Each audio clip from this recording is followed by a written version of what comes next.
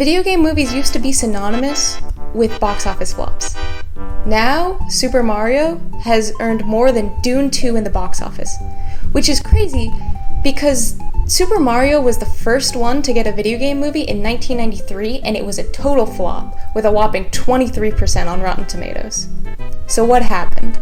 There's been a sudden resurgence in video game movies, from Minecraft to Super Mario to Five Nights at Freddy's, everyone. It's not like video game movies ever stopped being produced, it was just assumed that they were bad. It was a common sentiment that video game movies were bad for both video game and moviegoers. So now why is every prestigious franchise throwing their hat in the metaphorical ring of theatrical releases? It's been a slow and painful escape from bad to mediocre. Despite video game movies constantly coming out since 1993, no video game movie in 25 years has scored above a 50% on Rotten Tomatoes. The first live-action theatrical release video game movie to get above a 50 was Tomb Raider in 2018 with a glowing 52%. But this was only the beginning, as two movies would surpass expectations, which were rock bottom at this point.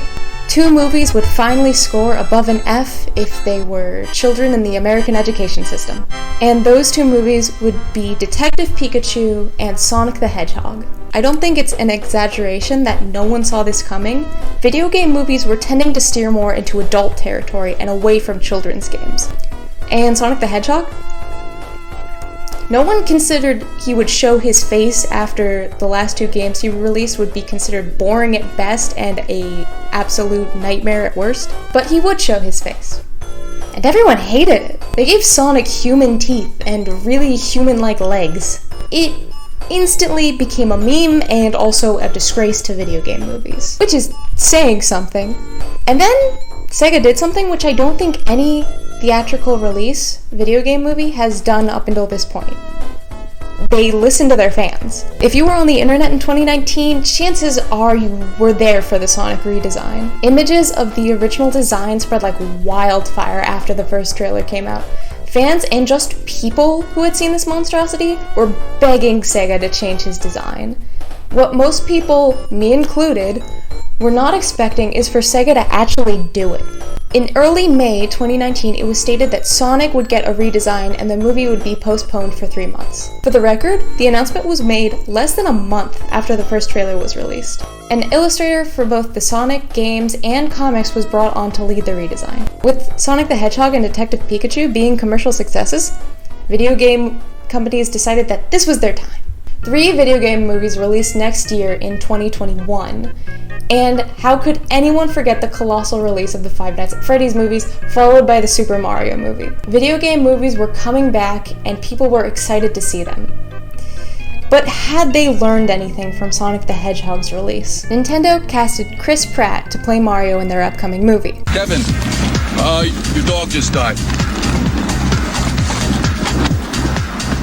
Now, other than people just clowning on this odd casting choice, it was also considered a slap in the face to fans and the voice actor Charles Martinet, who had been voicing the majority of Mario characters since the Nintendo 64. The problem became even more evident when the first trailer was released, as fans did nothing but focus on Chris Pratt's voice line. Mushroom Kingdom, here we come! Once fans heard the Mario line in a deadpan tone with an obvious American accent, it completely killed the magical vibe that the trailer had created. Obviously, if you've signed an actor onto the project and announced their role publicly, it would be difficult to suddenly kick them off. But the worst part was, Chris Pratt can do a much better impression, which we see in the movie, but for some reason it seems like his direction was to use his normal speaking voice. It's me, Mario! And Luigi! Are you tired of paying too much for plumbing? Mamma mia! The movie even makes fun of Chris Pratt doing his best Mario impression, and it really feels like a slap in the face to fans who would love to see their childhood hero come to life in an animated film. Now, what about the accents? Is it too much? Too much?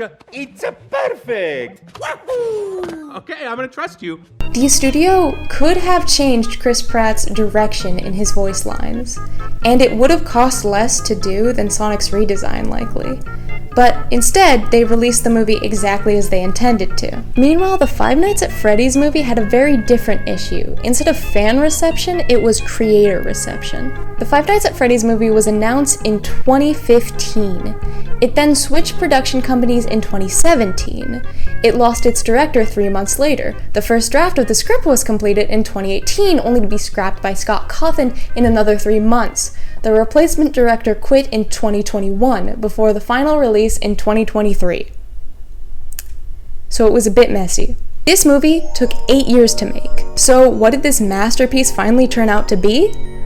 Well, it was an underwhelming story which was too graphic for kids and too mundane to be a horror film. Pretty much every critical response was negative. The plot was too obvious for people who had played the games and too much fan service for people who hadn't.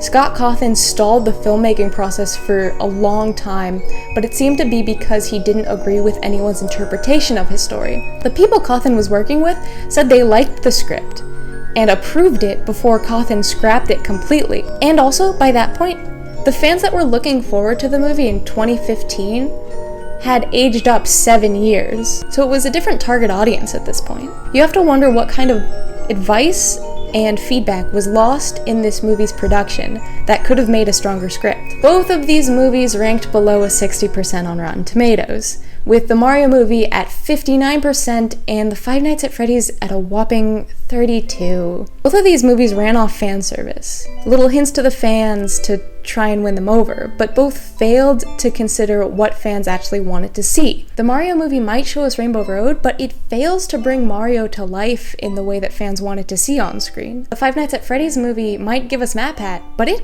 actively overwrites the lore that he and the fans had been analyzing for years. The two were still commercial successes. In fact, they're both greenlit for sequels. But at what cost? I don't think there will be as much hype around their sequels as there were for the first films. Fans know exactly what they'll be getting next time around. And if the Five Nights at Freddy's movie takes another 8 years to come out, their long-term fans will be in their 30s. It seems like this was a rise and fall of video game movies. But just as two giants have fallen doesn't mean another hasn't arisen. Maybe the Mario movie and the FNAF movie will decline in popularity, but Sonic movies are doing nothing if not flourishing. Sonic 2 broke its own record for the highest grossing video game movie. That was eventually broken again by the Super Mario movie, but I want to reiterate that this movie was a sequel, and it got better reception than its predecessor. Critics rated it better, it made more money, and it became Paramount's biggest 3-day opening since 2014. It won both a Movie Guide Award and a Nickelodeon Kids' Choice Award for Favorite Movie. For the record, the Mario movie lost Best Animated Movie in the same Kids' Choice Award the next year. Really, the thing that was most impressive in my book is that there were nearly no complaints from the fanbase. People loved the casting and design for Knuckles and Tails. The writing was fun and familiar, and the story was unique, but also implemented well-loved characters in a way that felt realistic. It was supposed to be Jim Carrey's last role in any movie, as he stated he wouldn't return unless he was offered a script that he thought was really important for people to see. He is returning for Sonic 3. Sonic the Hedgehog is still one of the few video game movies to get a sequel. The only other films able to do so until the Sonic movies were Resident Evil, Tomb Raider, and Mortal Kombat, which were all critical failures. Sonic 2 is the first live-action video game movie to score higher than its predecessor, and it's clear why. People put a lot of love into this movie, but more than that, they took what they learned from the last movie and grew from it. That's something that Sonic Team has always been good at. But does that mean that Sonic the Hedgehog can save video game movies? Since 2020, the floodgates of video game movies have opened. Minecraft, Until Dawn, Bendy and the Ink Machine, Poppy Playtime, Slime Rancher, and Just Dance are just some of the games that have a movie in production. And I gotta tell you, I'm not excited for any of them. People are jumping on the bandwagon fast, and with Minecraft's trailer's reception, it's clear that these video game movies are failing to learn from Sonic. If my predictions are correct, I think we're gonna see less and less people show up to the theatrical releases for these movies. That is, unless studios start listening to their audience about the first looks of the movies. It's especially hard to be optimistic about these releases knowing that they're piggybacking off popular IPs to get a quick buck. Without those IPs, the Mario movie and the FNAF movie would have been complete flops. With one look at the comments from the Minecraft movie trailer, anyone can see that these studios are going to keep falling into the same patterns. Almost all of them, at least. I know it's too soon to call, but Sonic the Hedgehog 3 already seems well loved by fans. They're bringing in a fan-favorite character and talking about his backstory, something that Sonic fans will never stop eating up no matter how much they show it. They're bringing back the story that made Sonic Adventure 2 so beloved in the community. If they're following in their own footsteps, I expect this movie to learn from the mistakes of its past movie and grow from it. The hype around this movie is very evident, and that's because, from what we've seen, this is a new story that matters and has impact on the characters that we love. Almost no video game movie can say that. Either they fail to create impact or they fail to recreate beloved characters. This time, I'm going in with my expectations high, and I'm not afraid of the worst. Of course, Sonic 3 isn't the only video game movie with potential. We also have Iron Lung, directed by Markiplier, who's working with the creator of the game. It's very interesting to see a Let's Player work with a video game dev in order to make a video game come to life. Also, I haven't talked about it much, but animated video game movies have been doing pretty well. Resident Evil produced a movie that's sitting pretty at 100% on Rotten Tomatoes, and the Angry Birds sequel scored a 72%? I didn't see that one coming. I'd also like to mention that TV shows are doing great right now. The Last of Us was a huge commercial success, and the same can be said about Arcane, which you do not have to play League of Legends to understand. It's very different. Video games themselves have been making a comeback into the mainstream for a long time, and video game companies are going to capitalize on that any way they can. The issue is that video game movies are a new and unique genre that has yet to be perfected. Other than the Resident Evil animated movie, apparently, they've reached perfection. Even so, there is no known formula or standard structure for these movies to follow. And that poses a problem for video game companies that are looking to make a movie. There's no masterclass to look to for how to make these kinds of movies. Movie studios and video game companies alike have to work and learn from their failings and successes to put the pieces in place for what a video game movie even is. I hope that, over time, video game movies will become something that are worth seeing and have a reason to exist other than making money. I think we're on the right track. I think we just need to get the right people in. And let's be honest, Sonic has always kind of thrived in other media than video games, so I'm not surprised that the Sonic movies are doing well. But even so, I really hope other video game companies can learn from Sonic the Hedgehog, which is not something that's said a lot. Sonic Team has been doing nothing if not improving, and Sega has learned so deeply to worry about their fan base and the feedback that they're getting. I think a lot of video game companies are not doing that right now, and so I'm happy to see positions where longtime fans has an impact on the media. And I'm happy to say that I will be there opening weekend night of Sonic 3, and I will be dressed like Shadow the Hedgehog.